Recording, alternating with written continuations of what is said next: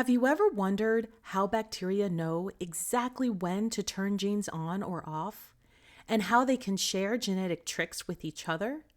From controlling which proteins are made to swapping DNA with neighbors, microbes have some of the most clever strategies in biology. Hi, and welcome back to my channel, Learning Biology with Dr. Vanessa, where I take difficult biological concepts and make them easy to understand.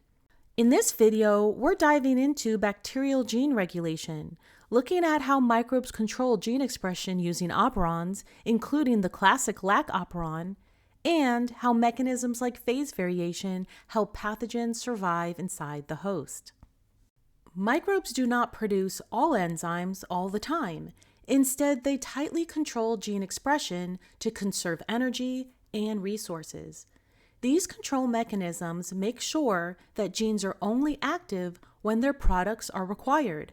One of the best studied regulatory systems in bacteria is the operon. An operon is a group of genes that are regulated together and transcribed as a single mRNA. Operons can be classified as inducible or repressible based on how their gene expression is controlled.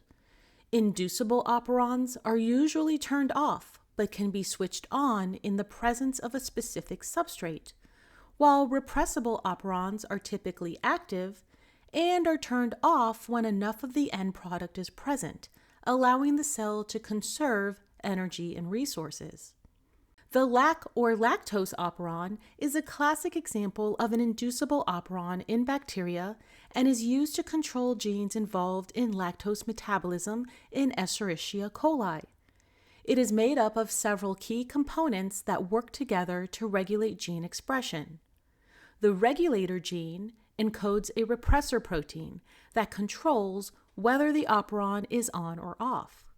The control locus includes the promoter, where RNA polymerase binds to begin transcription, and the operator, which is a DNA sequence that acts as an on-off switch by providing a binding site for the repressor.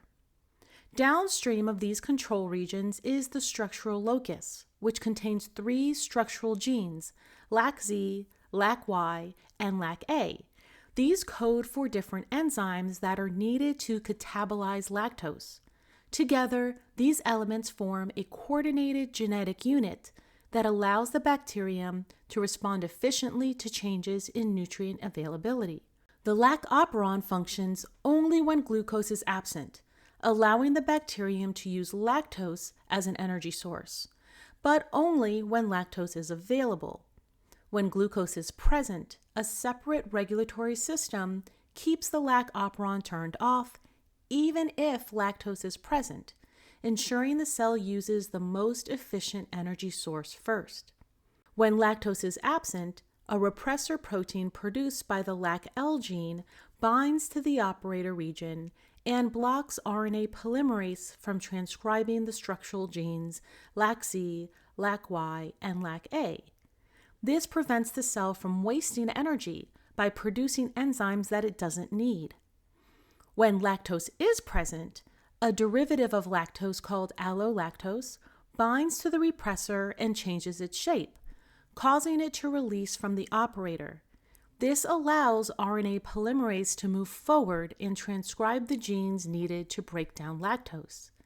In simple terms, the lac operon acts like an energy-saving switch, turning on lactose-digesting enzymes only when lactose is present and glucose is not. Another form of gene regulation is phase variation, a process in which microbes randomly switch certain genes on or off through the action of regulatory proteins. This leads to obvious phenotypic changes, most often affecting structures located on the bacterial cell surface, such as pili, flagella, or capsules. By altering these surface components, bacteria can change the molecules that are recognized by the host's immune system, helping them evade immune detection and persist within the host. Phase variation can also influence a bacterium's ability to attach to host tissues or surfaces, which affects colonization, spread, and disease progression.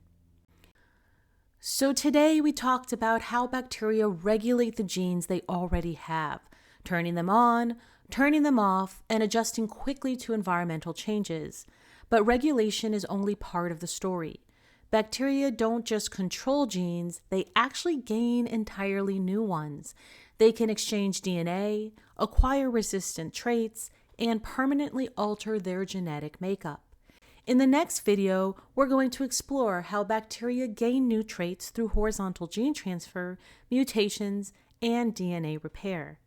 If you found the content of this video helpful and want to keep learning how microbes affect the body, please make sure to subscribe, give this video a like, and turn on notifications so that you never miss out on new content.